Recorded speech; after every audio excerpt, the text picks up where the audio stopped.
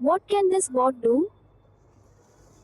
This Sanskrit Al bot helps you translate to and from Sanskrit, practice Sanskrit conversations, learn grammar మరియు vocabulary, understand shlokas, mantras and Vedic texts, and generate beautiful Sanskrit verses and much more. July 29 సంస్కృతంలో గుణసంధి. Sent at సాయంత్రం 5:20 scene. సంస్కృతస్నే reacted with బొటని వేలు పైకి చూపే గుర్తు. నమస్కారః. बहुत सुंदर प्रश्नम. नमस्कार. बहुत सुंदरम प्रश्नम. Hello. A very beautiful question. గుణసంధి. గుణసంధి అనేది సంస్కృత వ్యాకరణంలో చాలా ముఖ్యమైన మరియు సాధారణంగా కనిపించే సంధి రకాలలో ఒకటి. సంధి అంటే రెండు పదాలు కలిసినప్పుడు వాటి అక్షరాలలో వచ్చే మార్పు. గుణసంధి నియమాలను సులభంగా అర్థం చేసుకుందాం. గుణసంధిలో ఒక పదం చివర ఆ లేదా ఆ ఉన్నప్పుడు మరియు రెండవ పదం మొదట ఈ ఉ రు రి లేదా లు ఎల్ ఉన్నప్పుడు అవి కలిసి గుణ అక్షరాలుగా మారతాయి. ప్రధానంగా 3 గుణ అక్షరాలు ఉన్నాయి, ఏ, ఓ మరియు అర్. ఇది ఎలా పనిచేస్తుందో చూద్దాం. 1 యాస్టరిస్క్ ఆ ప్లస్ ఈ సమానము ఏ ఆ లేదా ఆ తరువాత ఈ లేదా ఈ వస్తే రెండు కలిసి ఏ గా మారతాయి. ఉదాహరణలు: దేవ్ ప్లస్ ఇంద్ర సమానము దేవేంద్ర, దేవ ప్లస్ ఇంద్ర సమానము దేవేంద్ర, ఆ ప్లస్ ఈ సమానము ఏ. గణ్ ప్లస్ ఈసా సమానము గణేశ, గణ ప్లస్ ఈశః సమానము గణేశ, ఆ ప్లస్ ఈ సమానము ఏ. మహా ప్లస్ ఇంద్ర సమానము మహేంద్ర, మహా ప్లస్ ఇంద్ర సమానము మహేంద్ర, ఆ ప్లస్ ఈ సమానము ఏ. మహా ప్లస్ ఈసా సమానము మహేశ, మహా ప్లస్ ఈశః సమానము మహేశ, ఆ ప్లస్ ఈ సమానము ఏ. 2 ఆ ప్లస్ ఉ సమానము ఓ ఆ లేదా ఆ తరువాత ఉ లేదా ఉ వస్తే రెండు కలిసి ఓ గా మారతాయి. ఉదాహరణలు: సూర్య ప్లస్ ఉదా సమానము సురోద, సూర్య ప్లస్ ఉదః సమానము సూర్యోదయ, ఆ ప్లస్ ఉ సమానము ఓ. జల్ ప్లస్ ఉర్మి సమానము అలర్మి, జల ప్లస్ ఊర్మి సమానము జలోర్మి, ఆ ప్లస్ ఉ సమానము ఓ. మహా ప్లస్ ఉత్సవ సమానము మహోత్సవ, మహా ప్లస్ ఉత్సవ సమానము మహోత్సవ, ఆ ప్లస్ ఉ సమానము ఓ. మహా ప్లస్ ఉర సమానము మార, మహా ప్లస్ ఊరు సమానము మహోరు, ఆ ప్లస్ ఉ సమానము ఓ. 3 ఆ ప్లస్ రి సమానము అర్ ఆ లేదా ఆ తరువాత రు లేదా రి వస్తే రెండు కలిసి అర్ గా మారతాయి. ఉదాహరణలు: దేవ్ ప్లస్ అర్సి సమానము దేవార్సి, దేవ ప్లస్ ఋషి సమానము దేవర్షి, ఆ ప్లస్ రు సమానము అర్. మహా ప్లస్ అర్సి సమానము మహర్షి, మహా ప్లస్ ఋషి సమానము మహర్షి, ఆ ప్లస్ రు సమానము అర్. 4 ఆ ప్లస్ ర ఎల్ సమానము అలీ నియమం చాలా అరుదుగా కనిపిస్తుంది, కానీ ఇది కూడా గుణసంధిలో భాగమే. ఉదాహరణ: తవ్ ప్లస్ అల్కర సమానము తవల్కర, తవ ప్లస్ లుకార సమానము తవల్కార, ఆ ప్లస్ లు సమానము అల్. గుణసంధిని అర్థం చేసుకోవడానికి ఈ నియమాలు మరియు ఉదాహరణలు మీకు సహాయపడతాయని ఆశిస్తున్నాను. మీకు ఇంకా ఏమైనా సందేహాలు ఉంటే దయచేసి అడగండి. శుభమస్తు. రిసీవ్డ్ ఎట్ సాయంత్రం 5:20.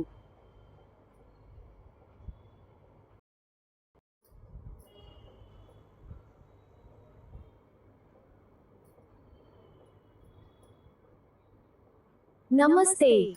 आपने एक बहुत ही महत्वपूर्ण और रोचक विषय पूछा है, स्वर संधि. बहुत सुंदर. चलिए इसे सरल शब्दों में समझते हैं. सबसे पहले संधि का अर्थ होता है मेल या जुड़ाव. संस्कृत में जब दो शब्द पास आते हैं तो उनके अंतिम और पहले वर्णों में कुछ बदलाव या मेल हो जाता है. इसी मेल को संधि कहते हैं. अब बात करते हैं स्वर संधि की. स्वर संधि तब होती है जब एक स्वर वावल के बाद दूसरा स्वर आता है. इन दोनों स्वरों के मेल से जो परिवर्तन होता है उसे स्वर संधि कहते हैं। संस्कृत में स्वर होते हैं आ ई उ री रा ए ओ। जब इनमें से कोई दो स्वर आपस में मिलते हैं तो स्वर संधि होती है। आइए कुछ सरल उदाहरणों से समझते हैं। ఒకటి विद्या प्लस अला समानमु विदला। यह विद्या का अंतिम वर्ण आ स्वर है। अला का पहला वर्ण आ स्वर है। आ प्लस आ मिलकर आ बन गए। ये दीर्घ स्वर संधि का एक उदाहरण है। रेंडु राम प्लस आवातर समानमु रमावातर। राम का अंतिम वर्ण अ स्वर है। आवातर का पहला वर्ण अ स्वर है। अ प्लस अ मिलकर आ बन गए। मूडु महा प्लस ईसा समानमु मयेसा। महा का अंतिम वर्ण आ स्वर है। ईसा का पहला वर्ण ई स्वर है। आ प्लस ई मिलकर ए बन गए। ये गुण संधि का एक उदाहरण है। नालुगु इति प्लस आदि समानमु इत्यादि। इति का अंतिम वर्ण ई स्वर है। आदि का पहला वर्ण आ स्वर है। ई प्लस आ मिलकर या बन गए। ये हंग संधि का एक उदाहरण है। स्वर संधि के मुख्य प्रकार ये है। दीर्घ संधि दीर्घ संधि, गुण संधि गुण संधि, वृद्धि संधि वृद्धि संधि, अंग संधि यान संधि, अयादि संधि आईडी संधि, पूर्व रूप संधि पूर्व रूपा संधि, पर रूप संधि यास्टरिस्क पारा रूपा संधि। क्या आप किसी विशेष प्रकार की संधि के बारे में और जानना चाहेंगे या आपके मन में कोई और प्रश्न है? मैं आपकी सहायता के लिए यहाँ हूँ। रिसीव्ड एट सायंत्रन पावु तक्कुव 5।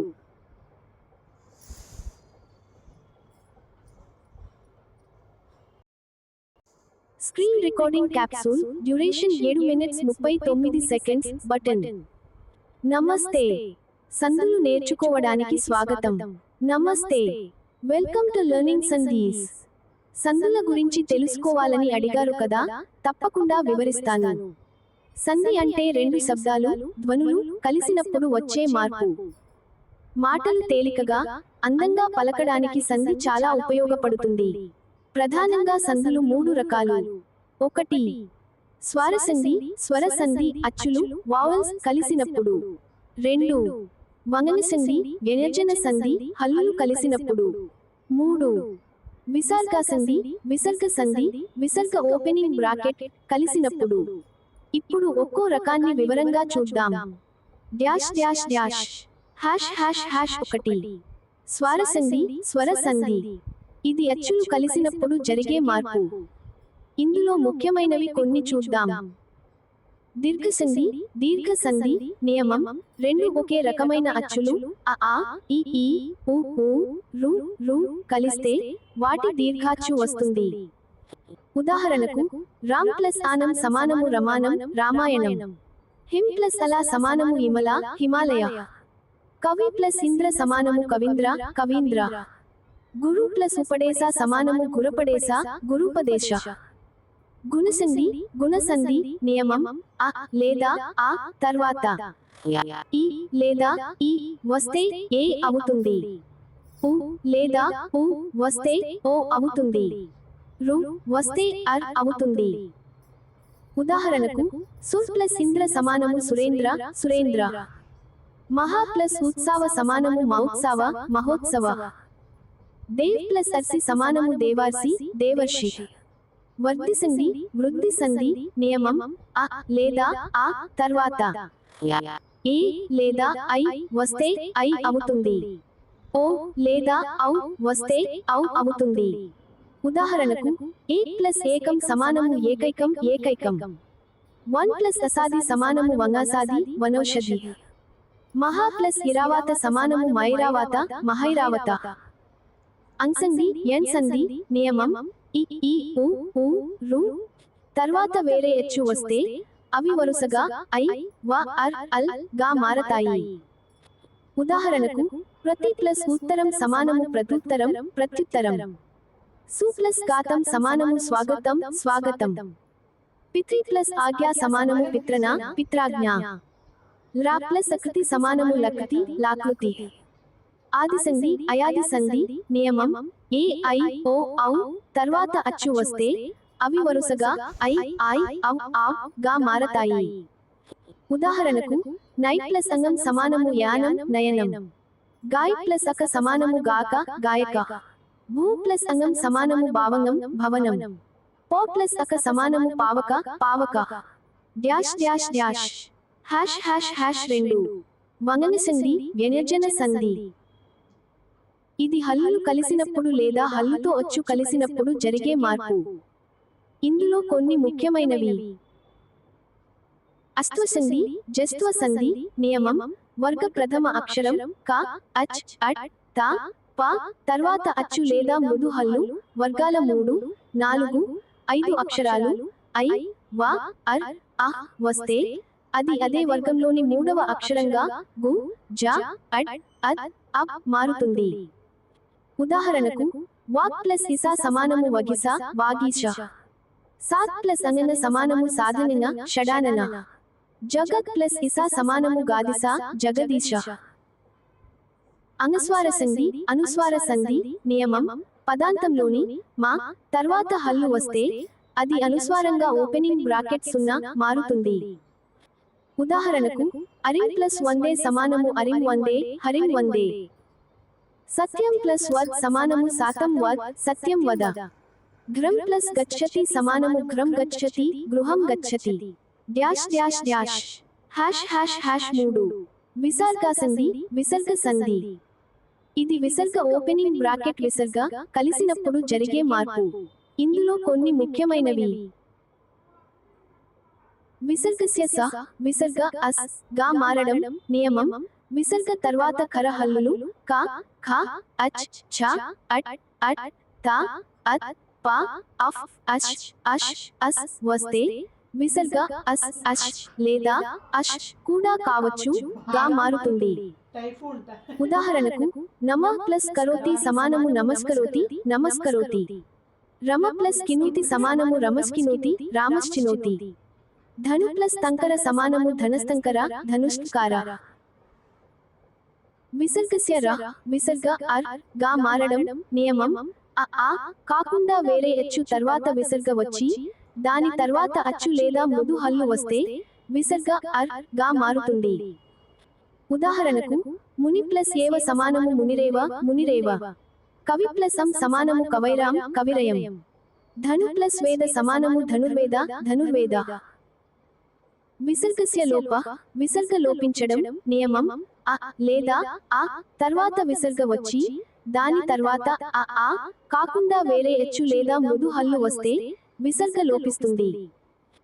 ఉదాహరణకు దేవ ప్లస్ గాక్కంటి సమానము దేవా గాక్కంటి దేవా ఆగచ్చంతి. ఎర్ప ప్లస్ ఆంటి సమానము ఎర్ప ఆంటి నృపా జయంతి. విసర్గస్య ఉత్వం విసర్గ ఓ గా మారడం నియమం అ తర్వాత విసర్గ వచ్చి దాని తర్వాత అ లే. రిసీవ్డ్ ఎట్ సాయంత్రం 4:49. अच्छी है. महेश्वर सूत्र और संधियों का संबंध बहुत गहरा और मूलभूत है. पाणिनि व्याकरण की पूरी संरचना इन्हीं पर आधारित है. आइए इसे सरल शब्दों में समझते हैं. 1. महेश्वर सूत्र महेश्वर सूत्रनी ये भगवान शिव के डमरू से उत्पन्न हुए माने जाते हैं और कुल 14 सूत्र है. ये सूत्र संस्कृत वर्णमाला के सभी मुख्य अक्षरों स्वर और व्यंजन को एक विशेष क्रम में प्रस्तुत करते हैं. इन्हें वर्ण समंज्ञा या अक्षर समंज्ञा भी कहते हैं जिसका अर्थ है वर्णों का संग्रह. इन सूत्रों का मुख्य उद्देश्य प्रत्याहार बनाना है. 2. प्रत्याहार प्रतार प्रत्याहार महेश्वर सूत्रों की सबसे महत्वपूर्ण देन है. ये वर्णों के समूह को संक्षेप में कहने का एक तरीका है. किसी भी प्रत्याहार को बनाने के लिए हम महेश्वर सूत्रों में से पहला अक्षर लेते हैं और किसी एक अक्षर जो कि सूत्र के अंत में अलंट अक्षर होता है और गणना में नहीं गिना जाता तक जाते हैं. उदाहरण के लिए अक प्रत्याहार का अर्थ है अ ई उ री ला। यह महेश्वर सूत्र यूं और अर्क से बनता है। अच प्रत्याहार का अर्थ है सभी स्वर अ ई उ री ला ए ओ ओ।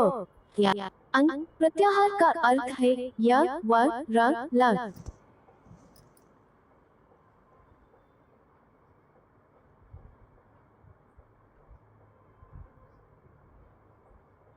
मूडू संधियों से संबंध सांधा। पाणिनि मुनि ने अपने अष्टाध्यायी में संधियों के नियमों को समझाने के लिए इन्हीं प्रतारों का भरपूर उपयोग किया है। यदि पाणिनि प्रतारों का उपयोग न करते तो उन्हें प्रत्येक सूत्र में बहुत सारे अक्षरों को अलग अलग लिखना पड़ता, जिससे व्याकरण के सूत्र बहुत लंबे और जटिल हो जाते। प्रतारों के उपयोग से सूत्र अत्यंत संक्षिप्त और वैज्ञानिक बन गए हैं। एक उदाहरण से समझते हैं। अंग संधि का एक प्रसिद्ध सूत्र है इको अंगकी। इस एक छोटे से सूत्र में 3 प्रत्याहार है। इक इसका अर्थ है ई उ री ला। अंग इसका अर्थ है य व र ल। अच इसका अर्थ है सभी स्वर अ ई उ री ला ए ओ। ये सूत्र कहता है यदि इक ई उ री ला के बाद अच कोई भी स्वर आता है तो इक के स्थान पर क्रमशः अंग य व र ल हो जाता है। यास्टरिस्क सोचिए यदि प्रत्याहार न होते तो इस नियम को समझाने के लिए पाणिनि को लिखना पड़ता। यदि ई के बाद कोई स्वर हो तो य, यदि उ के बाद कोई स्वर हो तो व, यदि री के बाद कोई स्वर हो तो र, यदि ला के बाद कोई स्वर हो तो ल हो जाता है। ये कितना लंबा हो जाता। संक्षेप में महेश्वर सूत्र संस्कृत वर्णमाला की रीढ़ है। प्रत्याहार उन सूत्रों से बनी संक्षिप्त वर्ण सूची है और ये प्रत्याहार पाणिनि के संधि नियमों को अत्यंत सरल, संक्षिप्त और वैज्ञानिक बनाते हैं। आशा है आपको ये स्पष्ट हो गया होगा। यदि आपके कोई और प्रश्न है तो अवश्य पूछें। शुभमस्तु। रिसीव्ड एट सायंत्रन 5 निमिषालु। रोचक और महत्वपूर्ण संधि के बारे में पूछा है अंट्वावडेस संधि।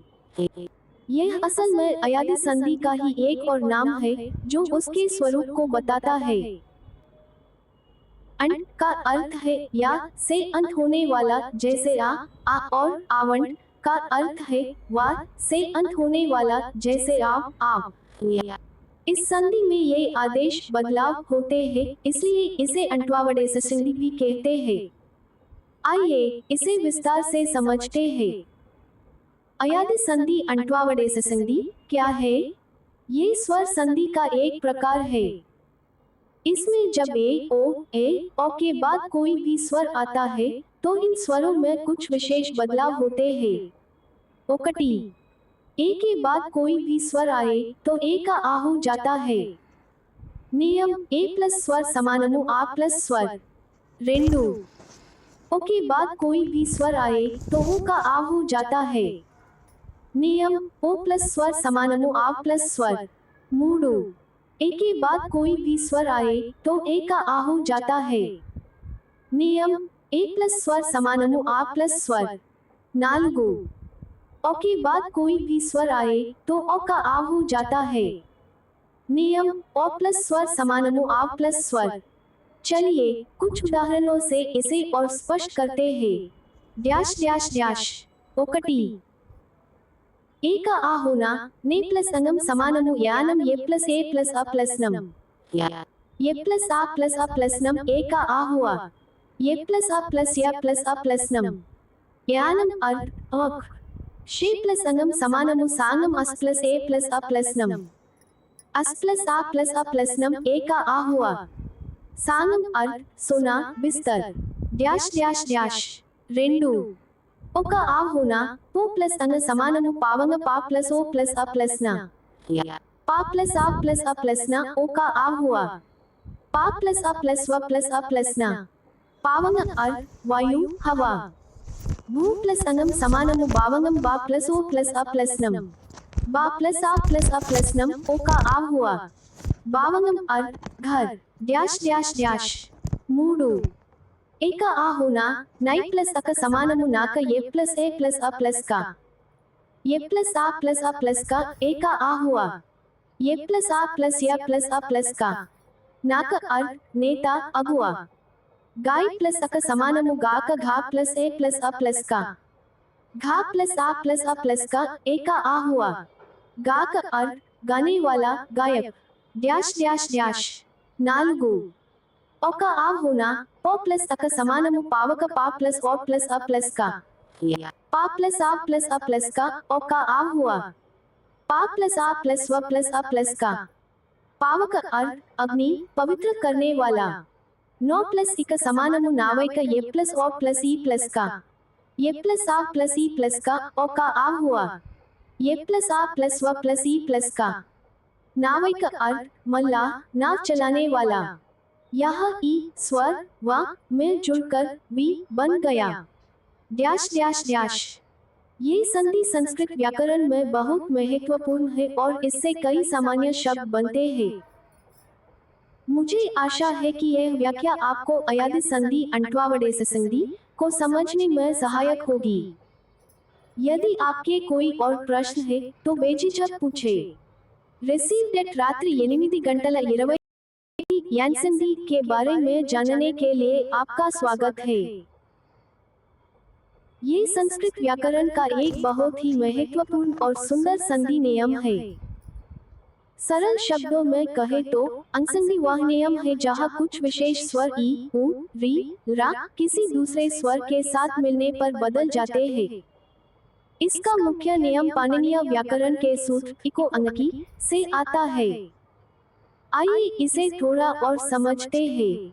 ओकटी इसमें 4 स्वर आते हैं ई, उ, री, रा। रेंडू अंग इसमें 4 व्यंजन आते हैं य, व, रा, ला।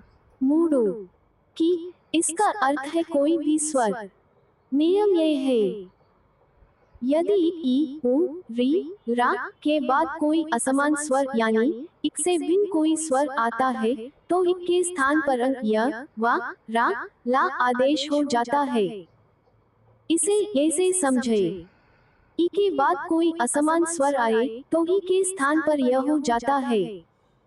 उ के बाद कोई असमान स्वर आए तो उ के स्थान पर वह हो जाता है। री के बाद कोई असमान स्वर आए तो री के स्थान पर रा हो जाता है। रा के बाद कोई असमान स्वर आए तो रा के स्थान पर ला हो जाता है। आइए कुछ उदाहरणों से इसे और स्पष्ट करते हैं। ओकटी ई प्लस असमान स्वर ग्रेटर देन य इति प्लस आदि समानमु इतड़ी ई प्लस आ समानमु य प्लस आ प्रति प्लस एकम समानमु प्रत्येकम ई प्लस ए समानमु य प्लस ए अति प्लस आदिकम समानमु आतड़िकम ई प्लस अ समानमु य प्लस अ रेंडू उ प्लस असमान स्वर ग्रेटर देन वसु प्लस गातम समानमु स्वागतम उ प्लस आ समानमु व प्लस आ अनु प्लस येसानम समानमु अंगवेसानम उ प्लस ए समानमु व प्लस ए मधु प्लस आरि समानमु माध्वारी उ प्लस अ समानमु व प्लस अ मूडू री प्लस असमान स्वर ग्रेटर देन रा पितृ प्लस आज्ञा समानमु पित्रना री प्लस आ समानमु रा प्लस आ मात प्लस इच्छा समानमु मद्रिका री प्लस ई समानमु रा प्लस ई व्रात प्लस आदेशा समानमु ब्रद्रडेसा री प्लस आ समानमु रा प्लस आ 4 रा प्लस असमान स्वर ग्रेटर देन लाल रा प्लस अकति समानमु लकति रा प्लस आ समानमु ला प्लस आ यास्टरिस्क रा प्लस आदेशा समानमु लडेसा रा प्लस आ समानमु ला प्लस आ अंगसंधि में ध्यान देने वाली बात यह है कि जब ई, उ, री, रा अंग य, व, रा, ला में बदलता है तो पहले वाले शब्द का अंतिम अक्षर जो इक था आधा हो जाता है और फिर उसमें बाद वाला स्वर जुड़ता है। ये संधि संस्कृत में बहुत आम है और इसे समझना आपके लिए बहुत उपयोगी होगा। यदि आपके कोई और प्रश्न है तो बेझिझक पूछे। रिसीव्ड एट रात्रि 8:29 बहुत अच्छा प्रश्न है। आप स्वरसंधि के बारे में जानना चाहते हैं। स्वरसंधि का अर्थ है स्वरों का मेल या वावल कंजंक्शन। सरल शब्दों में कहे तो जब दो स्वर वावल्स एक साथ आते हैं और उनके मिलने से कोई परिवर्तन होता है तो उसे स्वरसंधि कहते हैं। उदाहरण के लिए विद्या प्लस अला समानमु विदला। यहाँ विद्या शब्द का अंतिम स्वर आ और अला शब्द का पहला स्वर आ मिलकर आ ही बन गया। ये एक स्वरसंधि का उदाहरण है। स्वरसंधि के मुख्य 5 प्रकार होते हैं। ओकटी दीर्घ संधि, दीर्घ संधि जहाँ दो समान स्वर मिलकर दीर्घ हो जाते हैं, जैसे अ और अ मिलकर आ हो जाते हैं। उदाहरण वेद प्लस अर्थ समानमु वेदर्थ अ प्लस अ समानमु आ। रेंडु गुण संधि, गुण संधि जहाँ अ या आ के बाद ई या ई आए तो ए हो जाता है, उ या उ आए तो ओ हो जाता है और री आए तो अर हो जाता है। उदाहरण महा प्लस ईसा समानमु मयेसा आ प्लस ई समानमु ए। मूडु वृद्धि संधि, वृद्धि संधि जहाँ अ या आ के बाद ए या ए आए तो ए हो जाता है और ओ या ओ आए तो ओ हो जाता है। उदाहरण 1 प्लस एकम समानमु एकैकम अ प्लस ए समानमु ए। नालुगु अंगसंधि, यान संधि जहाँ ई या उ या उ री या रा के बाद कोई असमान स्वर अलग स्वर आए तो क्रमशः य व र ल हो जाता है। उदाहरण इति प्लस आदि समानमु इत्यादि ई प्लस आ समानमु या। ऐदु आदि संधि, आईडी संधि जहाँ ए और के बाद कोई भी स्वर आए तो क्रमशः अए अब आए आव हो जाता है। उदाहरण ने प्लस अंगम समानमु यानम ए प्लस अ समानमु अए। क्या आप इनमें से किसी विशेष संधि के बारे में और अधिक जानना चाहेंगे या कोई और प्रश्न है? मैं आपकी सहायता के लिए यहाँ हूँ। रिसीव डेट रात्रि 8:30 तो संधि के बारे में पूछा है। ये संधि ध्वनियों का मेल का एक प्रकार है। संस्कृत व्याकरण में संधि का अर्थ है जब दो शब्द पास पास आते हैं तो उनके अंत और आरंभ की ध्वनियों में कुछ परिवर्तन होता है। क्षुत्व संधि शब्द उतना सामान्य नहीं है जितना स्कुत्व संधि, स्कट्वा संधि और स्तुत्व संधि, स्ट्युत्वा संधि, पर यह इन दोनों प्रकार की संधियों को एक साथ समझने में मदद करता है।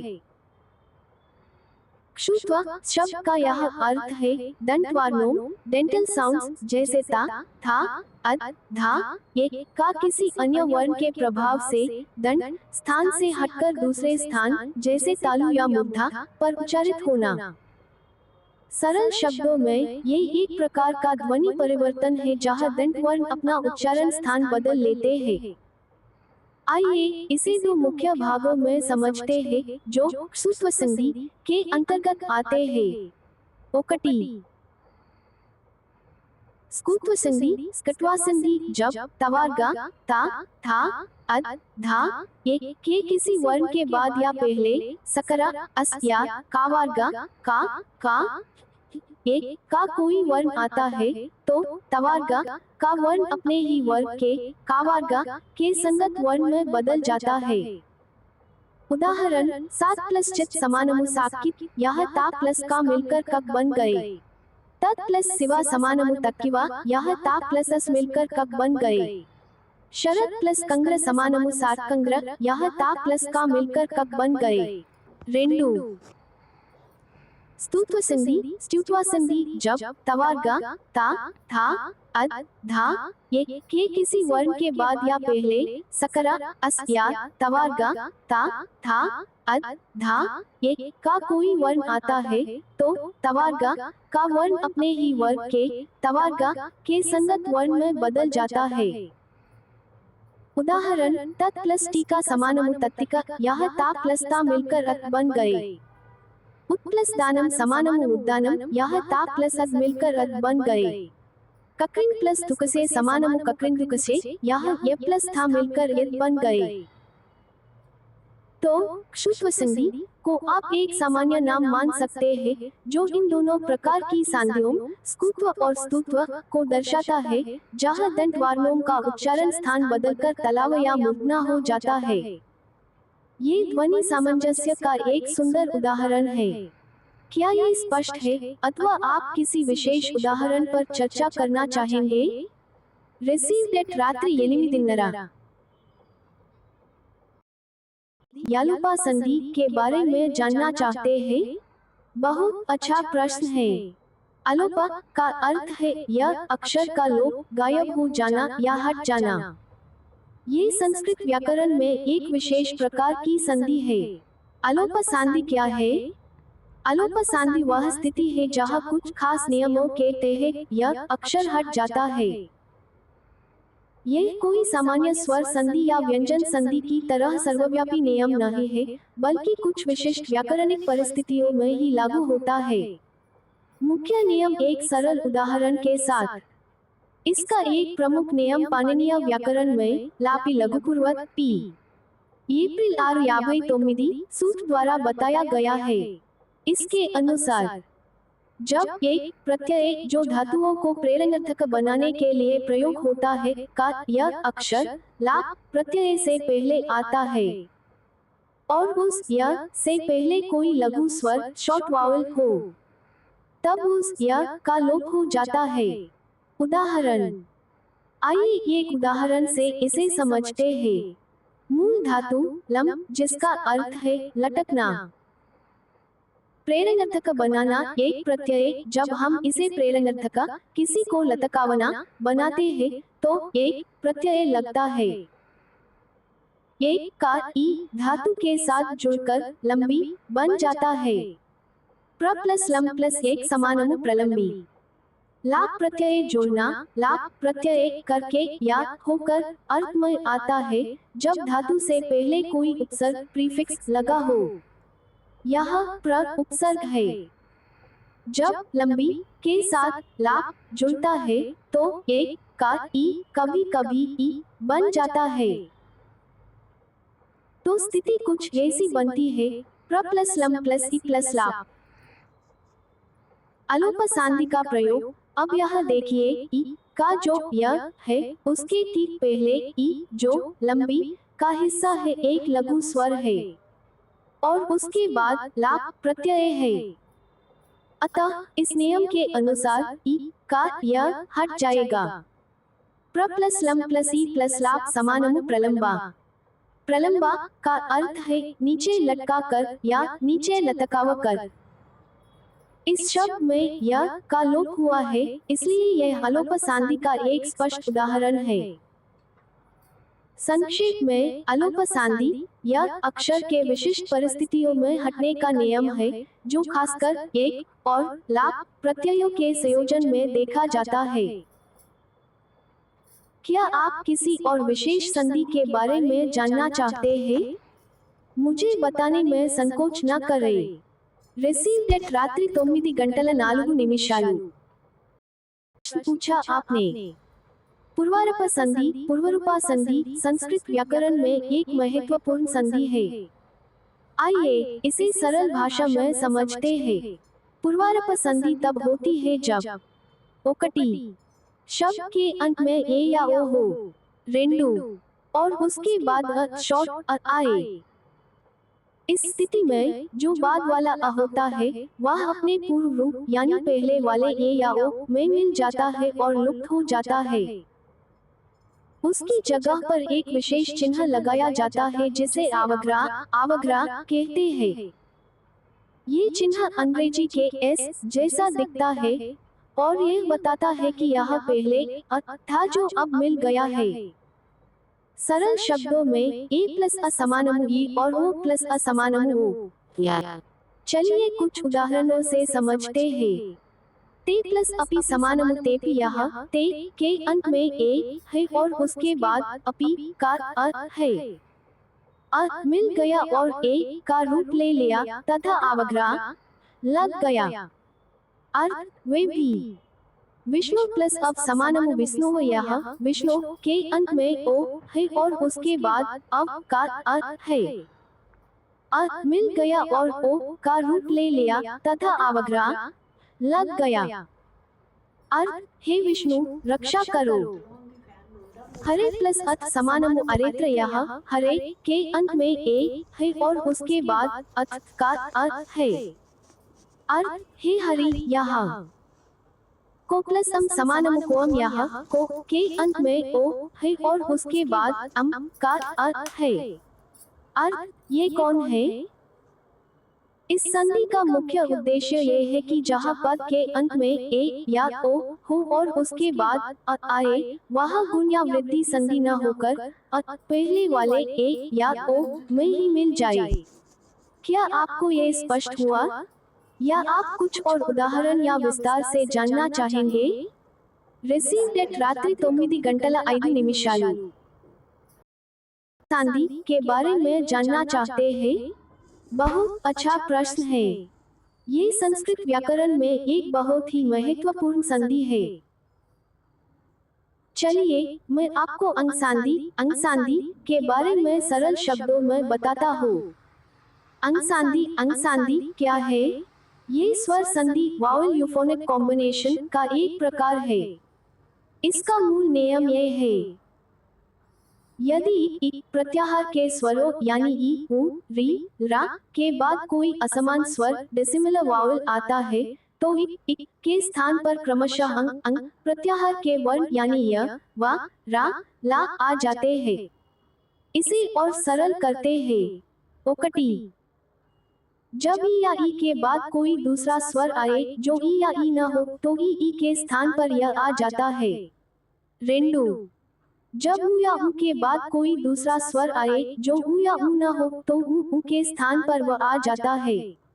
मूडू जब री या री के बाद कोई दूसरा स्वर आए जो री या री न हो, तो री के स्थान पर र आ जाता है। नालगू जब रा के बाद कोई दूसरा स्वर आए तो रा के स्थान पर ला आ जाता है। ये रा का उदाहरण बहुत कम मिलता है।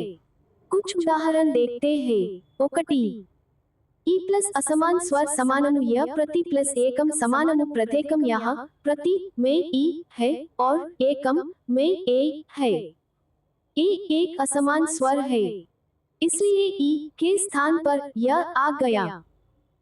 प्रत प्लस य प्लस एकम समाननु प्रत्येकम। अति प्लस अल्पम समाननु आतल्पम अति ई प्लस अल्पम अ समाननु आतल्पम। रेंडू उ प्लस असमान स्वर समाननु व सु प्लस गातम समाननु स्वागतम यहाँ सु में उ है और गातम में आ है। आ एक असमान स्वर है, इसलिए उ के स्थान पर वा आ गया। अस प्लस व प्लस गातम समाननु स्वागतम। अनु प्लस येसानम समाननु अंगवेसानम अनु उ प्लस येसानम ए समाननु अंगवेसानम। मूडू री प्लस असमान स्वर समाननु रा पितृ प्लस आज्ञा समाननु पितृना यहाँ पितृ में री है और आज्ञा में आ है। आ एक असमान स्वर है, इसलिए री के स्थान पर रा आ गया। पित प्लस रा प्लस आज्ञा समाननु पितृना। मात प्लस इच्छा समाननु मत्रिका मात री प्लस इच्छा ई समाननु मत्रिका। नालगू ला प्लस असमान स्वर समाननु ला, ये बहुत दुर्लभ है। ला प्लस अकृति समाननु लकृति यहाँ रा के बाद आ असमान स्वर आया तो रा के स्थान पर ला आ गया। आशा है यह आपको अंग संधि को समझने में मदद करेगा। यदि आपके मन में और कोई प्रश्न है तो बेझिझक पूछिए।